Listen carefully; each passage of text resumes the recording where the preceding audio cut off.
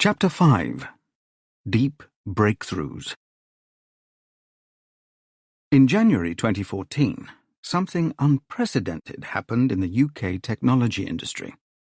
Google acquired a small company in a deal that, while unremarkable by the otherworldly standards of Silicon Valley, was extraordinary by the standards of the UK's rather modest computer technology sector. The company they acquired was DeepMind, a startup company which at the time employed fewer than 25 people, for the reported sum of $650 million. At the time of acquisition, it looked from the outside as though DeepMind had no products, technology, or business plan. They were virtually unknown, even within the specialist area in which they had chosen to operate, AI. The acquisition of this tiny AI company for a huge sum made headlines. The world wanted to know who this mystery outfit were and why Google thought an unknown company could possibly be worth so much. Artificial intelligence was suddenly big news and big business. Interest in AI exploded. The press noticed the buzz, and stories about AI began to appear in the media daily. Governments across the globe also noticed and started to ask how they should respond. A string of national AI initiatives quickly followed. Technology companies scrambled to avoid being left behind, and an unprecedented wave of investment followed. While DeepMind was the highest-profile AI acquisition, there were many others. In 2015, Uber acquired no fewer than 40 researchers from Carnegie Mellon University's machine learning lab in a single deal. In less than a decade, AI had been transformed from a quiet backwater of computing into the hottest and most hyped area of science. The sudden sea change in attitudes to AI was driven by rapid progress in one core AI technology: machine learning. Machine learning is a subfield of AI, but for much of the last 60 years it had evolved on a separate path, and, as we will hear in this chapter, the relationship between AI and its suddenly glamorous offspring has at times been strained. In this chapter, we will hear how the 21st century machine learning revolution happened. We'll begin by briefly reviewing what machine learning is, and then look at how one particular approach to machine learning, neural networks, came to dominate. Like the story of AI itself, the story of neural networks is a troubled one. There have been 2 neural net winters, and as recently as the turn of the century, many in AI regarded neural networks as a dead or dying field. But neural nets ultimately triumphed, and the new idea driving their resurgence is a technique called deep learning. Deep learning is the core technology of DeepMind. I will tell you the DeepMind story and how the systems that DeepMind built attracted global adulation. But while deep learning is a powerful and important technique, it isn't the end of the story for AI. So just as we did with other AI technologies, we'll discuss its limitations in detail too. Machine learning, briefly. The goal of machine learning is to have programs that can compute a desired output from a given input without being given an explicit recipe for how to do this. An example is in order. One classic application of machine learning is text recognition, taking handwritten text and transcribing it. Here, the input is a picture of the handwritten text. The desired output is the string of characters represented by the handwritten text. Text recognition is hard, as any postal worker will tell you. We all write differently, and many of us write unclearly. We use pens that leak ink onto the paper, and the paper itself becomes dirty and battered.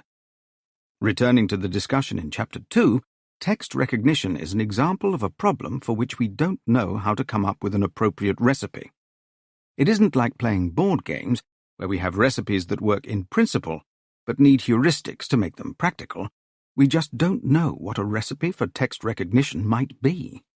We need something else entirely, which is where machine learning comes in. A machine learning program for text recognition would typically be trained by giving it many examples of handwritten characters, with each example labelled with the actual text that was written. Figure 7 on the attached PDF illustrates this. The type of machine learning we have just described is called supervised learning, and it illustrates a crucially important point. Machine learning needs data. Lots and lots of data. In fact, as we will see, the provision of carefully curated sets of training data was crucial to the current success of machine learning. When we train a machine learning program, we have to be very careful about the training data that we use. First, we can usually only train the program with a tiny fraction of the overall space of inputs and outputs. In our handwriting example, we can't show the program all possible handwritten characters. That's impossible. If we could train the program with the complete set of possible inputs, then there would be no need for any clever machine learning techniques. Our program could just remember each input and corresponding desired output. Whenever it was then presented with an input, all it would have to do would be to look up the corresponding output. This is not machine learning. So, a program will have to be trained using only a small part of the overall set of possible inputs and outputs. But if the training data set is too small, then the program may not have enough information to learn the desired mapping from inputs to outputs. Another fundamental problem with training data is called feature extraction. Suppose you are working for a bank, which wants a machine learning program that will learn to identify bad credit risks. The training data for your program will probably consist of lots of records of past customers, each customer record being labelled with whether that customer in fact turned out to be a good or bad risk. The customer record will typically include their name, date of birth, residential address, annual income, along with records of transactions, loans, corresponding repayments, and so on. These components are called the features that can be used for training. But does it make sense to include all these features in your training data? Some of them may be completely irrelevant to whether someone is a bad credit risk. If you don't know in advance which features are going to be relevant for your problem, then you might be tempted to include everything. But there is a big problem with this, called the curse of dimensionality.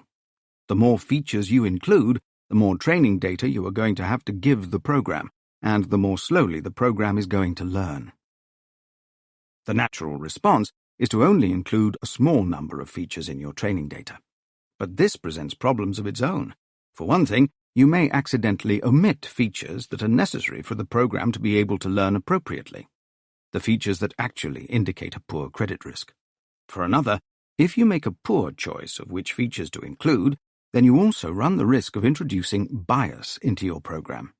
For example, if the only feature that you decided to include for your bad risk program was the address of the customer, then this is likely to lead to the program learning to discriminate against people from certain neighborhoods. The possibility that AI programs may become biased, and the problems this raises, are explored in more detail later. In reinforcement learning, we don't give the program any explicit training data. It experiments by making decisions and receives feedback on those decisions as to whether they were good or bad. For example, reinforcement learning is widely used to train programs to play games.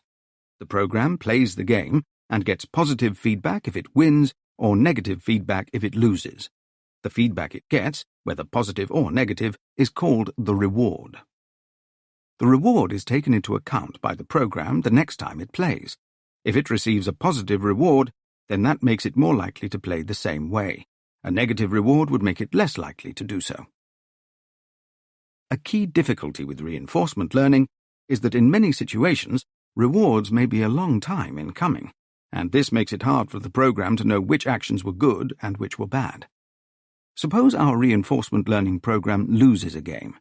What does that loss tell it, or indeed us, about any individual move made during the game? Concluding that all the moves were bad would probably be an overgeneralization. But how does it, and how do we, know which were the bad moves? This is the credit assignment problem. So far, we have said nothing about how a program might learn. Machine learning as a field is as old as AI itself, and just as large.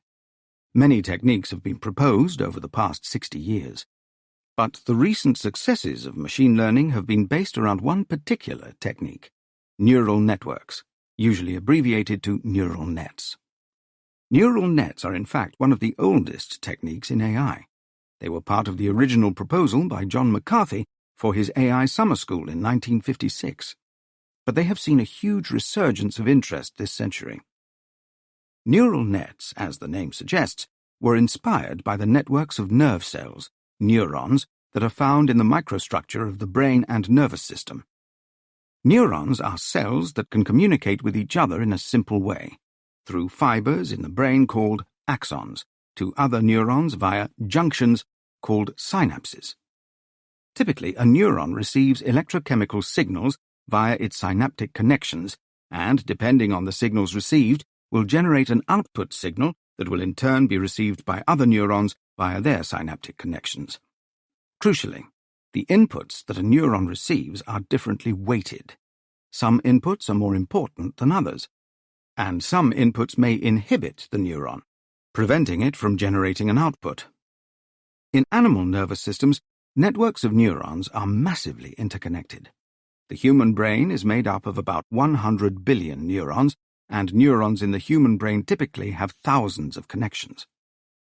The idea of neural nets in machine learning, then, is to use these kinds of structures in a computer program. After all, the human brain provides proof that neural structures can learn very effectively. Perceptrons, Neural Nets version 1.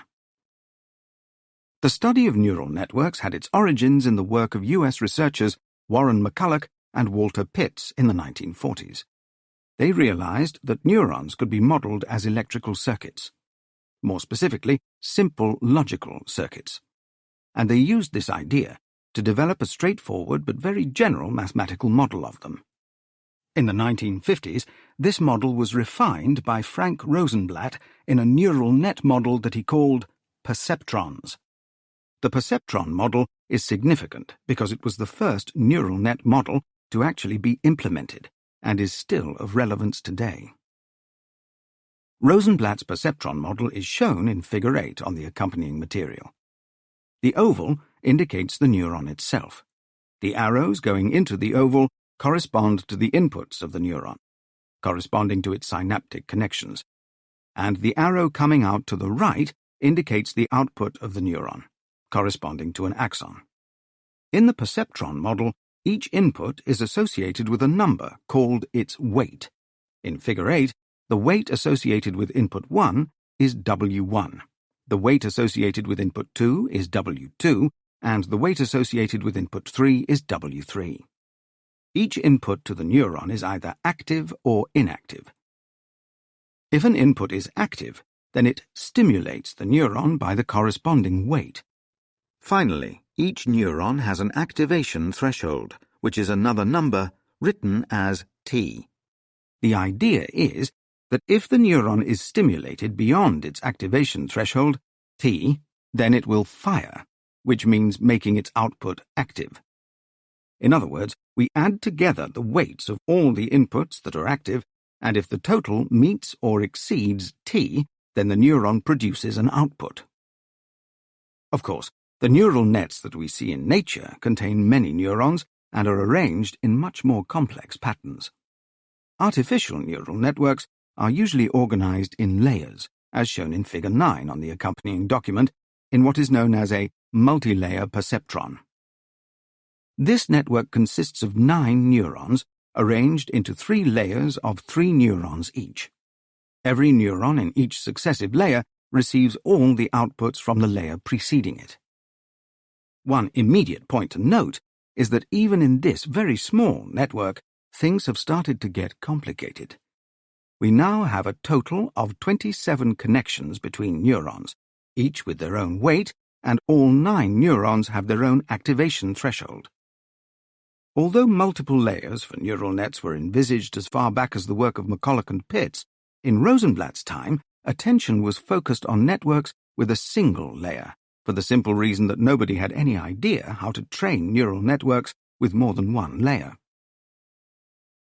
The weights associated with each connection are crucial to the operation of a neural net.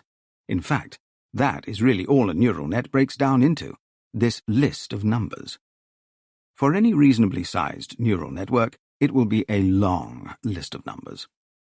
Training a neural network therefore involves finding appropriate numeric weights somehow.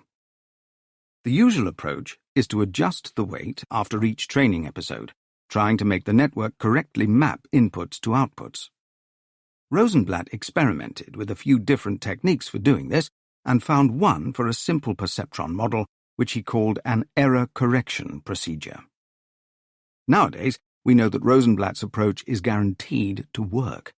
It will always train a program correctly, but there is one very big caveat. In 1969, Marvin Minsky and Seymour Papert published a book entitled Perceptrons, in which they showed that there are quite dramatic limits to what single-layer perceptron networks can do. Minsky and Papert's book remains controversial even today. Theoretical results that demonstrated the fundamental limitations of certain classes of perceptron seem to have been taken to imply limitations for all neural network models. In particular, multi-layer perceptrons, of the type shown in Figure 9, are not subject to these limitations. However, at the time, nobody had any idea how to train a network with multiple layers. They were a theoretical possibility rather than a working reality. It would take 2 decades before the science was developed that made this possible. Research into neural nets declined sharply at the end of the 1960s in favor of the symbolic AI approaches championed by McCarthy, Minsky, Newell, and Simon. Ironically, this decline came only a few years before the onset of the AI winter that we heard about in Chapter 3. In 1971, Rosenblatt died in a sailing accident, leaving the neural nets community without one of its main champions. Perhaps had he survived, the history of AI might have been different, but following his death, research into neural nets went into abeyance for more than a decade. Connectionism. Neural Nets version 2. The field of neural nets was largely dormant until a revival began in the 1980s. The revival was heralded by the publication of a 2-volume book entitled Parallel Distributed Processing, or PDP for short. PDP provided much more general models of neurons than were provided by perceptron models, and these models, in turn, enabled probably the most important contribution of the new body of work, a technique called backpropagation, used for training multi-layer neural nets. As is often the case in science, backpropagation, often called backprop, seems to have been invented and reinvented a number of times over the years, but it was the specific approach introduced by the PDP researchers that definitively established it. The development of backprop and the other innovations introduced by the PDP community made possible a whole slew of applications for neural nets, which went far beyond the simple demonstrations of perceptron models of 20 years earlier. Interest in neural nets exploded, but the PDP bubble proved to be short-lived. By the mid-1990s, neural net research was once more out of favor. With hindsight, we can see that the wheels came off the PDP wagon not because of any fundamental limitations of the basic ideas, but for a much more prosaic reason. Computers of that time were just not powerful enough to handle the new techniques. And at the same time that advances in PDP seemed to be flatlining, other areas of machine learning seemed to be making rapid progress. Mainstream interest in machine learning began to turn away from neural models once again. Deep learning. Neural Nets version 3. By around 2005, neural net research was again back in favor, and the big idea that drove the third wave of neural net research went by the name of deep learning.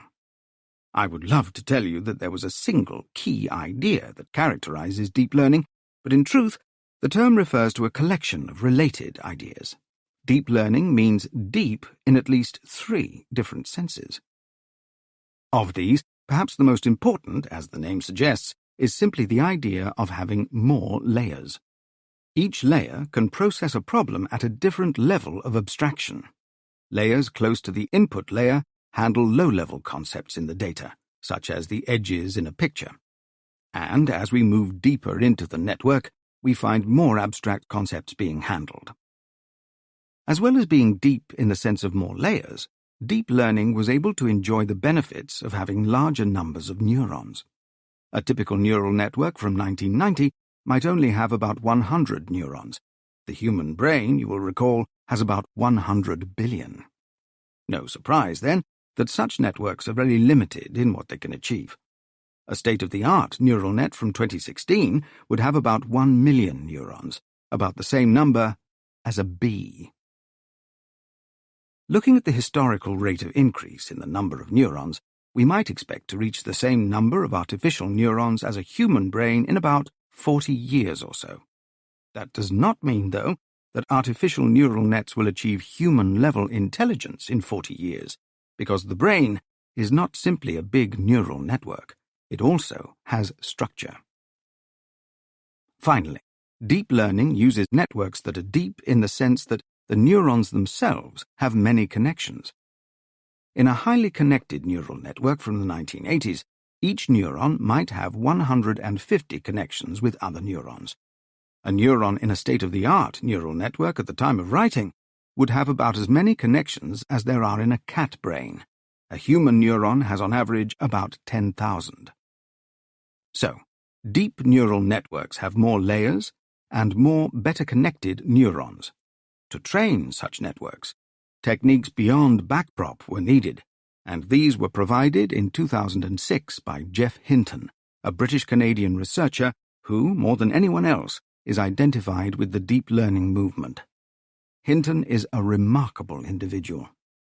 He was one of the leaders of the PDP movement in the 1980s and one of the inventors of backprop.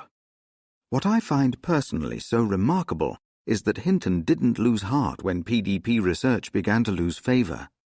He stuck with it and saw it through to its next incarnation in the form of deep learning, for which he has received international acclaim. Hinton is also, as it happens, the great-great-grandson of George Boole, whom we met in Chapter 3 as one of the founders of modern logic, although, as Hinton has pointed out, that is probably the only thing that connects him to the logical tradition in AI. Deeper, bigger, more interconnected neural nets were one key ingredient in the success of deep learning, and work by Hinton and others on new techniques for training neural nets was another. But there were two further ingredients required to make deep learning a success: data and computer power. The importance of data to machine learning can be illustrated no better than by the story of the ImageNet project. ImageNet was the brainchild of Chinese-born researcher Feifei Li. Born in Beijing in 1976, Li moved to the United States in the 1980s and studied physics and electrical engineering. She joined Stanford University in 2009 and headed the AI lab at Stanford from 2013 to 2018. Li's insight was that the entire deep learning community would benefit from having large, well-maintained datasets that would provide a common baseline against which new systems could be trained, tested, and compared. To this end, she started the ImageNet project.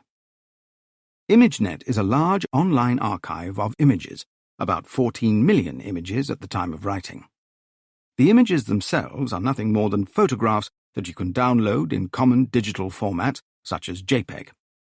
Crucially, though, the images have been carefully classified into 22,000 different categories, using an online thesaurus called WordNet, which contains a large number of words that have been carefully arranged into categories. For example, identifying words that have the same or opposite meanings, and so on. Looking into the ImageNet archive now, I can see it has about 1,032 pictures in the category of volcanic crater and about 122 pictures in the category of frisbee. The eureka moment for image classification came in 2012, when Geoff Hinton and two colleagues, Alex Krzyzewski and Ilya Suskeva, demonstrated a system called AlexNet, a neural net that dramatically improved performance in an international image recognition competition based on ImageNet. The final ingredient required to make deep learning work was raw computer processing power. Training a deep neural net requires a huge amount of computer processing time. The work that needs to be done in training is not particularly complex, but there is an enormous amount of it. For all their undoubted successes, deep learning and neural nets suffer from some well-publicized drawbacks. First, the intelligence they embody is opaque. The expertise that a neural network has captured is embodied in the numeric weights associated with the links between neurons, and as yet we have no way of getting at or interpreting this knowledge. A deep learning program that tells you it sees cancerous tumors in an X-ray scan cannot justify its diagnosis. A deep learning program that declines a bank loan for a customer cannot tell you why it does so. In Chapter 3, we heard that expert systems like Mycin were capable of a crude form of explanation, retracing the reasoning that was used to reach a conclusion or recommendation, but neural networks are not even capable of this. There is a lot of work underway currently to try to deal with this issue, but at present we have no idea how to interpret the knowledge and representations that neural networks embody. Another key problem for deep learning is that, in a subtle but very important way, neural networks are not robust. For example, it is possible to make subtle changes to images which are undetectable to humans, but which result in neural nets completely misclassifying them. Figure 10 on the accompanying PDF illustrates this. On the left is the original image of a panda. On the right, a doctored image. I hope you will agree that the two images appear to be the same, and in particular, they both seem to be pictures of a panda. While a neural net correctly classifies the image on the left as a panda, the image on the right is classified as a gibbon. The study of these issues is known as adversarial machine learning. The terminology arises from the idea that an adversary is deliberately trying to obfuscate or confuse the program. While we might not be overly concerned if our image classification program incorrectly classified our collection of animal images, adversarial machine learning has thrown up much more disturbing examples. For example, it turns out that road signs can be altered in such a way that while a human has no difficulty interpreting them, they are completely misunderstood by the neural nets in a driverless car. Before we can use deep learning in sensitive applications, we need to understand these problems in much more detail. Deep Mind. The story of Deep Mind, which I referred to at the start of this chapter, perfectly epitomizes the rise of deep learning. The company was founded in 2010 by Demis Hassabis, an AI researcher and computer games enthusiast, together with his school friend and entrepreneur, Mustafa Suleyman. And they were joined by Shane Legg, a computational neuroscientist that Hassabis met while working at University College London. As you heard earlier, Google acquired DeepMind early in 2014. I can recall seeing stories in the press about the acquisition and starting in surprise when I saw that DeepMind were an AI company. It was obvious at the time of the acquisition that AI was big news again, but the idea that there was an AI company in the UK that I had never heard of, that was worth apparently $650 million, was utterly bewildering.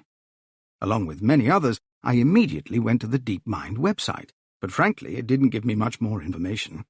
There were no details at all about the company's technology, products, or services. It did, however, present one rather intriguing tidbit. The publicly stated mission of DeepMind, it said, was to solve the puzzle of intelligence. I've already mentioned that the wildly varying fortunes of AI over the past 60 years have taught me to be wary of ambitious predictions about progress in AI. You can imagine how startled I was to see such a bold statement from a company that had just been acquired by one of the world's technology giants. But the website offered no more detail, and I could find nobody who knew any more than I did. Most colleagues in AI regarded the announcement with skepticism, possibly tinged with a little professional jealousy. I heard little more about DeepMind until later that year, when I happened to meet my colleague Nando de Freitas. Nando is one of the world leaders in deep learning, and at the time he was a professor alongside me at Oxford University. He later left to work with DeepMind. He was on his way to a seminar with his students, and under his arm he was clutching a pile of scientific papers. He was obviously excited about something. He told me, "This group in London, they've trained a program to play Atari video games from scratch." I have to say, at first I was not impressed. Programs that can play video games are nothing new. It's the sort of challenge we might give to an undergraduate student as a project, which is what I told Nando. So he patiently explained what was going on, and then I understood why he was so excited, and it slowly began to dawn on me that we really were entering a new era of AI.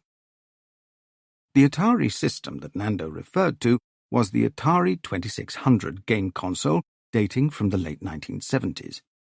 The Atari 2600 was one of the first successful video game platforms. It supported video at the grand resolution of a 210 by 160 pixel grid with up to 128 different colors. User input was through a joystick equipped with a single fire button.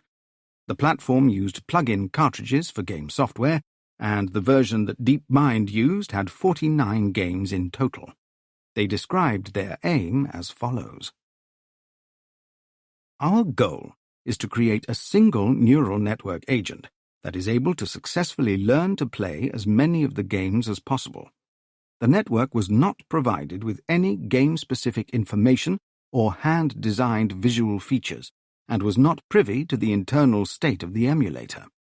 It learned from nothing but the video input, the score, and the set of possible actions, just as a human player would. To understand the significance of DeepMind's achievement, it is important to understand what their program did and didn't do. Perhaps most important, nobody told the program anything at all about the games it was playing.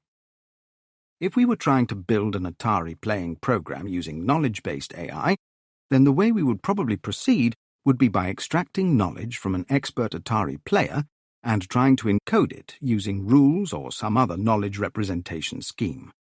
Good luck with that if you want to try.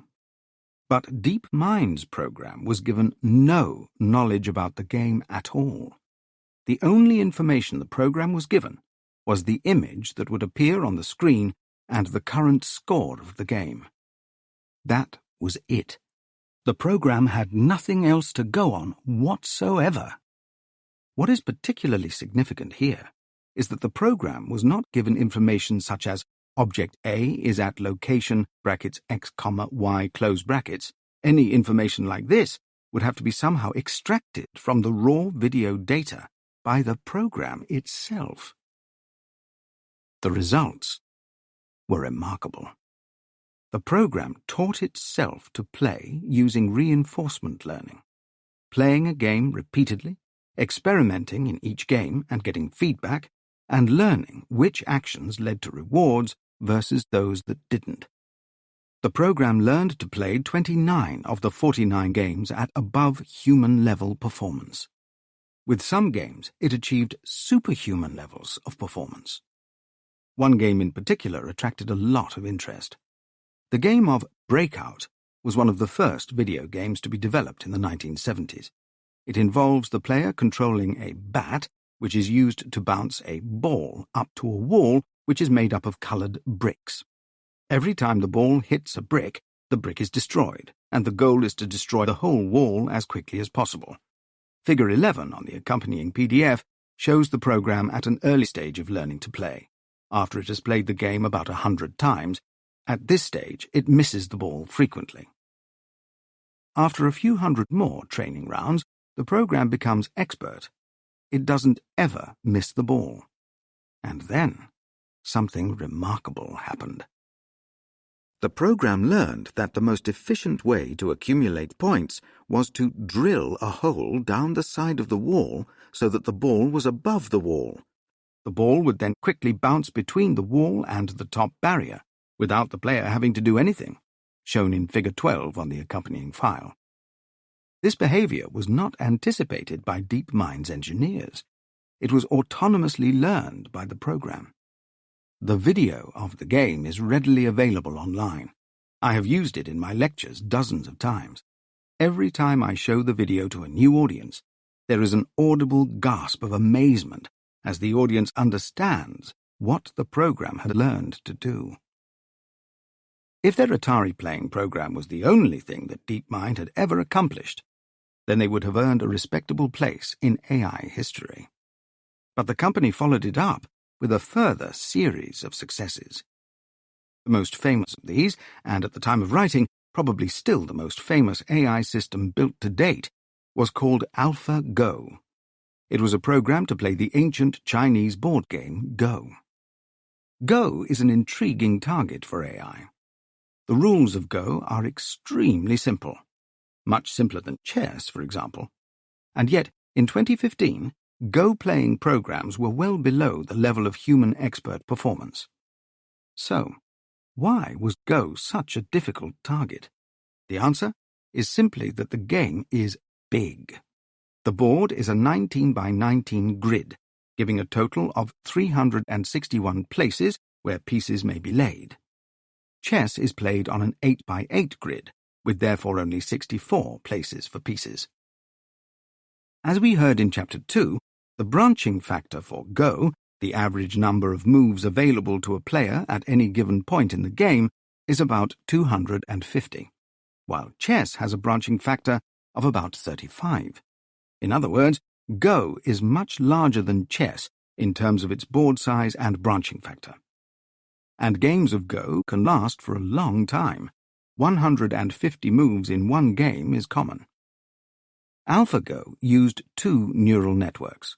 One, the value network, was solely concerned with estimating how good a given board position was, while another, the policy network, made recommendations about which move to make based on a current board position.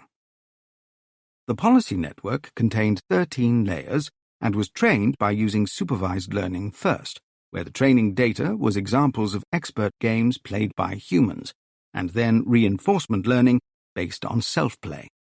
Finally, these two networks were embedded in a sophisticated search technique called the Monte Carlo tree search. Before the system was announced, DeepMind hired Fan Hui, a European Go champion, to play against AlphaGo. The system beat him 5-0. This was the first time a Go program had beaten a human champion player in a full game. Shortly after, DeepMind announced that AlphaGo was going to be pitted against Lee Sedol, a world champion Go player in a 5-match competition to be held in Seoul, Korea, in March 2016. The science of AlphaGo is fascinating, and AI researchers, myself included, were intrigued to see what would happen. For the record, my guess was that AlphaGo might win 1 or 2 matches at most, but that Sedol would decisively win the competition overall. What none of us expected was the completely unprecedented wave of publicity that surrounded the competition. The event made headlines across the world, and the story of the competition was even made into a feature film. In the event, AlphaGo beat Lee Sedol 4-1. Lee lost the first 3, came back to win the 4th, but lost the 5th. By all accounts, Lee was stunned to lose the first game. He expected to win easily. More than one person joked at the time that AlphaGo deliberately lost the 4th match so that Lee wouldn't feel so bad. At various points in the competition, human commentators remarked on what seemed to be strange moves made by AlphaGo. They were, apparently, not the kind of moves that a human would make. Of course, when we try to analyze how AlphaGo played, we do so from a very human standpoint. We instinctively look for the kind of motives and strategies that we would use when we play the game. We anthropomorphize. Trying to understand AlphaGo in this way is pointless. AlphaGo is a program that was optimized to do one single thing: to play the game of Go. We want to attribute motives and reasoning and strategy to the program, but there are none of these. AlphaGo's extraordinary capability is captured in the weightings in its neural nets. These neural nets are nothing more than very long lists of numbers, and we have no way of extracting or rationalizing the expertise that they embody. One might think that 2 landmark achievements were enough, but just 18 months later, DeepMind were in the news again, this time with a generalization of AlphaGo called AlphaGo Zero. The extraordinary thing about AlphaGo Zero is that it learned how to play to a superhuman level without any human supervision at all. It just played against itself. To be fair, it had to play itself a lot, but nevertheless it was a striking result, and it was further generalized in another follow-up system called AlphaZero, which learned to play a range of other games, including chess. After just 9 hours of self-play, AlphaZero was able to consistently beat or draw against Stockfish, one of the world's leading dedicated chess-playing programs. The exciting thing here was the generality of the approach. AlphaGo could only play Go, and for all its cleverness at this, it had required considerable effort to build the system specifically for that. AlphaZero, it seemed, could be turned to many different types of board games. Of course, we need to be careful not to read too much into these results. For one thing, although AlphaZero embodies an impressive degree of generality, it is a far more general expert game-playing program than any other program before it. It does not in itself represent a major advance toward general intelligence. It doesn't even remotely have the same kind of generality of intelligent capabilities that we all have. It can play board games superbly, but it can't converse, or make a joke, or cook an omelette, or ride a bicycle, or tie a pair of shoelaces. Its remarkable abilities are still actually very narrow. And of course, board games are highly abstract. They are a long way from the real world, as Rodney Brooks would be quick to remind us. Toward general AI, deep learning has proved to be enormously successful, in the sense that it has enabled us to build programs that we could not have imagined a few years ago. But laudable as these achievements genuinely are, they are not a magic ingredient that will propel AI toward the grand dream. Let me try to explain why. To do this, we'll look at 2 widely used applications of deep learning techniques: image captioning and automated translation. In an image captioning problem, we want a computer to be able to take an image and give a textual description of it. Systems that have this capability to some degree are now in widespread usage. The last update of my Apple Mac software gave me a photo management application that does a decent job of being able to classify my pictures into categories like beach scene, party, and so on. At the time of writing, several websites are available, typically run by international research groups, which allow you to upload photos and will attempt to provide captions for them. To better understand the limitations of current image captioning technology, and hence deep learning, I uploaded a family picture to one, in this case Microsoft's Caption Bot. The photo is shown in Figure 13 on the accompanying document. Before examining Caption Bot's response, pause for a moment to look at the picture. If you are British or a fan of science fiction, then you will very probably recognize the gentleman on the right of the picture. He is Matt Smith, the actor who played the eponymous Doctor Who from 2010 to 2013 in the BBC television show. You won't recognize the gentleman on the left. He is my late grandfather-in-law. Caption Bot's interpretation of the picture was as follows. I think it's Matt Smith standing posing for a picture, and they seem smiley face, smiley face. Caption Bot correctly identified a key element of the picture and went some way to recognizing the setting: standing, posing for a picture, smiling. However, this success can easily mislead us into thinking that Caption Bot is doing something that it most certainly is not, and what it is not doing is understanding. To illustrate this point, think about what it means for the system to identify Matt Smith. As we saw previously, machine learning systems like CaptionBot are trained by giving them a very large number of training examples, each example consisting of a picture together with a textual explanation of the picture.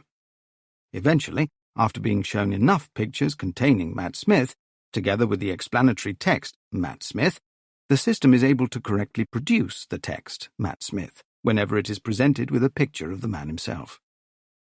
But CaptionBot is not recognizing Matt Smith in any meaningful sense. To understand this, suppose I asked you to interpret what you see in the picture. You might come back with an explanation like this.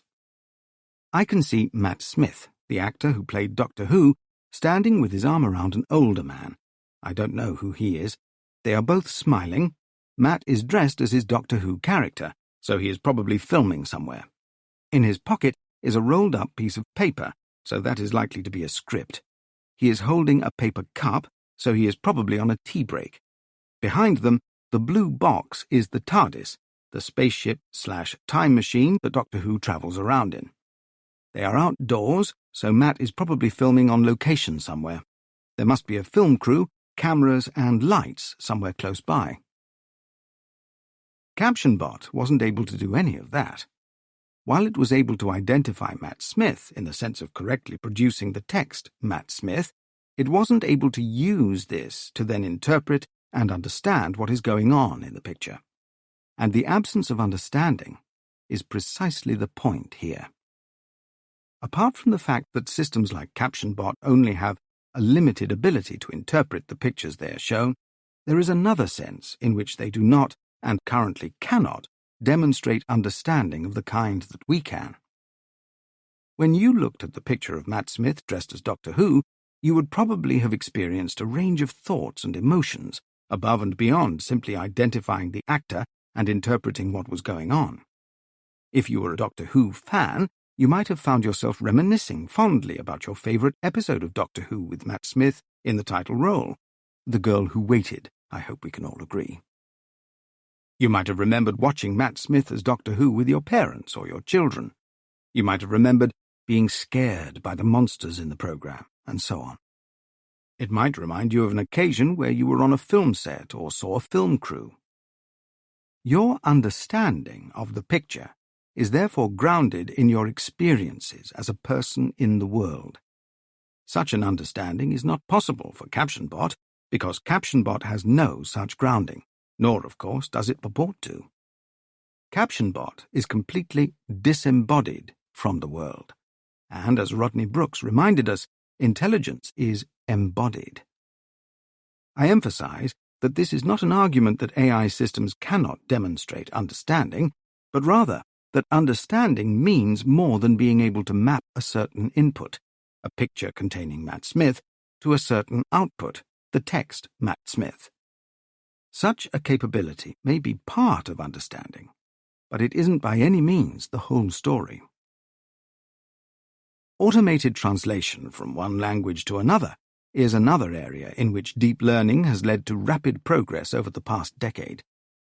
Looking at what these tools can and cannot do helps us to understand the limitations of deep learning. Google Translate is probably the best-known automated translation system. Originally made available as a product in 2006, the most recent versions of Google Translate use deep learning and neural nets. The system is trained by giving it large volumes of translated texts. Let's see what happens when the 2019 iteration of Google Translate is given an unreasonably difficult problem. Translating the first paragraph of À la recherche de temps perdu, In Search of Lost Time, the classic early 20th century novel by the French author Marcel Proust. Here is the first paragraph in the original French. Longtemps je me suis couché de bonne heure. Parfois, à peine ma bougie éteinte, mes yeux se fermaient si vite que je n'avais pas le temps de me dire « Je m'endors ». Et une demi-heure après, la pensée qu'il était temps de chercher le sommeil m'éveillait. Je voulais poser le volume que je croyais avoir encore dans les mains et souffler ma lumière. Je n'avais pas cessé en dormant de faire des réflexions sur ce que je venais de lire. Mais ces réflexions avaient pris un tour un peu particulier. Il m'est semblé que j'étais moi-même ce dont parlait l'ouvrage. Une église, un quatuor, la rivalité de François Ier de Charles le Grand. I'm embarrassed to say that despite the decade-long efforts of a hard-working group of language teachers, I understand very little French. I can make out only the odd isolated phrase in that text, and without help, I have no sense whatsoever of what the entire text means. Here is that first paragraph, translated into English by writer and translator C.K. Scott Moncrief. His translation of À la recherche du temps perdu is one of the most celebrated translations in literary history. His translation is regarded as a masterpiece, although it has been criticized for taking liberties with Proust's language. For a long time, I used to go to bed early. Sometimes, when I had put out my candle, my eyes would close so quickly that I had not even time to say, "I'm going to sleep."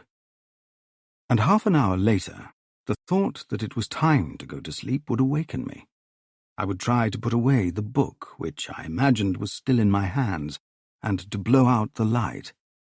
I had been thinking all the time, while I was asleep, of what I had just been reading, but my thoughts had run into a channel of their own, until I myself seemed actually to have become the subject of my book. A church, a quartet, the rivalry between François I and Charles V. Much better. But interestingly, although this is beautifully written English, the meaning is still not completely transparent, not to me at least. What does the author mean when he writes, "I seemed actually to have become the subject of my book"? A church, a quartet, the rivalry between François I and Charles V. How can you become a church? What does he mean by a quartet? What rivalry between François I and Charles V is he referring to? And for someone that uses electric lighting, what does it mean to blow out a light? Now let's see what Google Translate made of it. Long time, I went to bed early. Sometimes, when my eyes would close so quickly that I had no time to say, "I fall asleep." And half an hour later, the thought that it was time to go to sleep would awaken me. I wanted to ask the volume that I thought I had in my hands and blow my light. I had not ceased while sleeping to reflections on what I had read, but these reflections had taken a rather peculiar turn. I felt that I myself was what spoke the book, a church, a quartet, the rivalry between Francis I and Charles V. This is recognizably the same text as the professional translation, and so Google Translate is doing something sophisticated. But you don't have to be a professional translator or an expert on literature to see its limitations. The expression, "blow my light," makes no sense in English, and the sentences that follow don't make sense either. Indeed, they're rather comical, and the translation includes phrasings that a native English speaker would never use. The overall impression that we are getting is of a recognizable but unnaturally distorted version of the text. Of course, we gave Google Translate an unreasonably difficult problem. Translating Proust would be a huge challenge even for a professional French-to-English translator. So why is this? And why is it so hard for automated translation tools to tackle? The point is that a translator of Proust's classic novel requires more than just an understanding of French. You could be the most competent reader of French in the world and still find yourself bewildered by Proust, and not just because of his frankly exhausting prose style. To properly understand Proust, and hence to properly translate Proust, you also need to have a great deal of background knowledge. Knowledge about French society and life in the early 20th century. For example, you would need to know they used candles for lighting.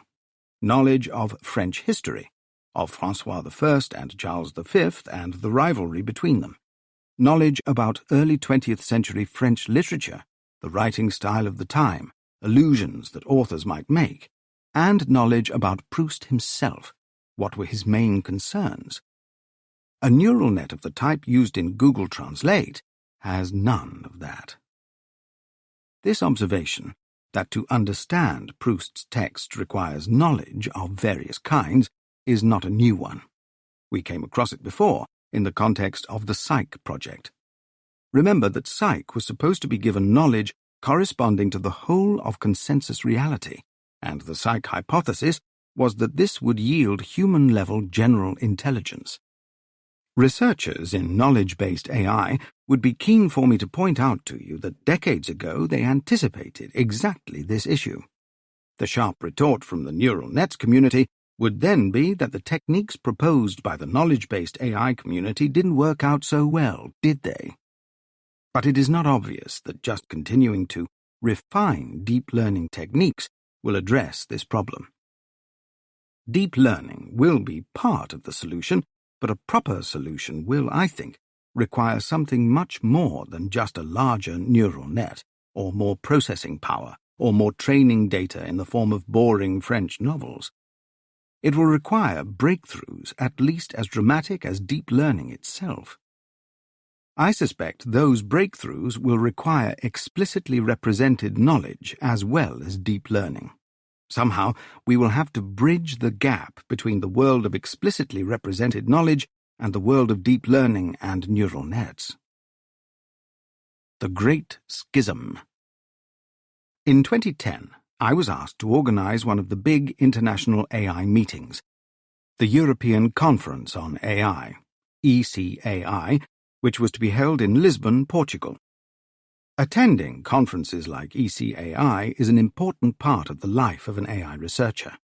We write up our research results and submit them to the conference, where they are reviewed by a program committee, a group of eminent scientists who decide which of the submissions deserve to be heard at the conference. Good conferences in AI only accept about 1 in 5 submissions, so having a paper accepted is very prestigious. The really big AI conferences attract more than 5,000 submissions. So you can imagine I felt very honored to be asked to chair the ECAI. It's an indication that the scientific community trusts you. And it is the sort of distinction that academics mention when they apply for a pay rise. My job as chair included assembling the program committee, and I was keen to include a good representation from the machine learning community. But something unexpected happened. It seemed that every machine learning researcher I invited said no.